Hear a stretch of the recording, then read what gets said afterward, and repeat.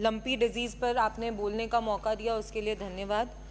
मेरे से पहले भी बहुत सारे वक्ता हैं जिन्होंने ये बात बोली कि लंपी डिजीज़ एक बहुत गंभीर विषय है। ये विषय आज हम यहाँ पे चर्चा में लाए हैं, यही अपने आप में बहुत बड़ा गंभीरता से सोचने का विषय है। और मैं पूरे प्रदेश की बात ना रखते हुए स्ट्रेट टू द पॉइंट, क्योंकि समय कम है, राजसमंद की बात इस सदन के पटल पे रखना चाहूँगी।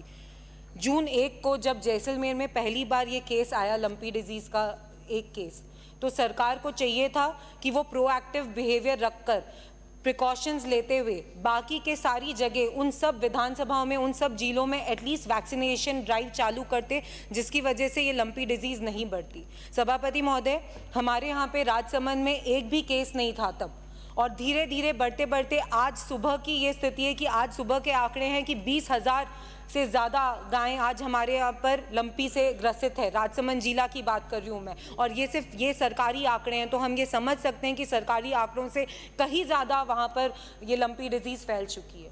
मेरे को मन में पीड़ा सिर्फ इस बात की है सभापति महोदय कि जब हमारे पास इतना समय था एक प्लान कर चीज़ों को आगे बढ़ाने का, तो तब हमने कोई भी एक्शंस उसके ऊपर लिए नहीं। और आज जब ये इतनी डिजीज़ हमारे कंट्रोल से बाहर है, तो हम बहुत इजीली कह सकते हैं ये बात कि वैक्सीनेशंस हम नहीं लगा सकते, क्योंकि 21 दिन तक उस क्षेत्र में वैक्सीनेशन नहीं हो सकता। क्यों नहीं किया गया? क्यों हमारे यहाँ पर गायों को मरने के लिए छोड़ दिया गया और ये डिज़ीज़ को इतना बढ़ने की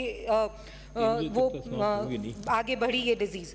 सभापति महोदय, मैं एक बात और आपको कहना चाहूँगी। राजसमंद में मेरी विधानसभा में 24 डॉक्टर्स की पोस्ट है, 8 डॉक्टर्स कार्यरत है।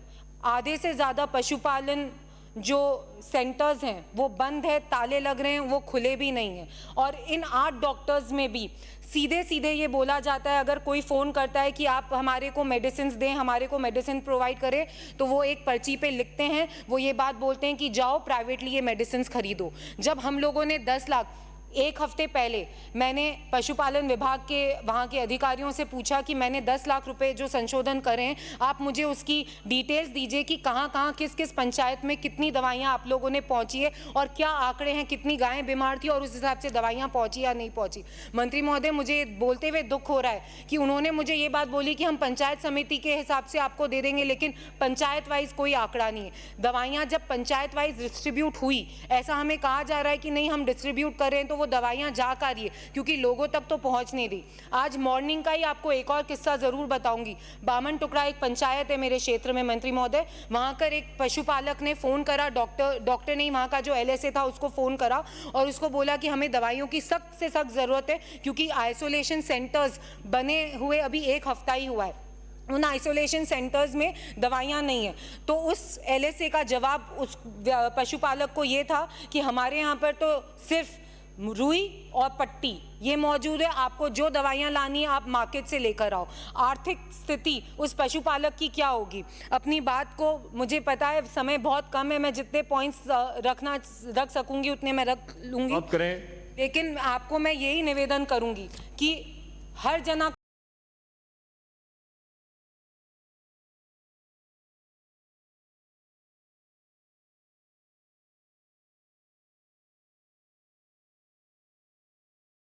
कोशिश कर रहा है। हुए थे LSAs ने हड़ताल करी थी, उस टाइम पर उन अधिकारियों ने डायरेक्टली ये बोला अपनी विधायक को फोन करो और उनसे बोलो आप कि वो कुछ करे गायों के लिए, हम तो कुछ नहीं कर सकते। ये आपके अधिकारियों ने रिकॉर्ड पर बोला है। आखिरी में मैं बस यही निवेदन करूंगी आपसे कि वेटनरी एम्बुलेंस जरूर से इसके अंदर आप ऐड करें, और जितनी सहायता हम पशुपालक को कर सकते हैं वो मुआवजा जरूर से जरूर हम उनको दें। धन्यवाद।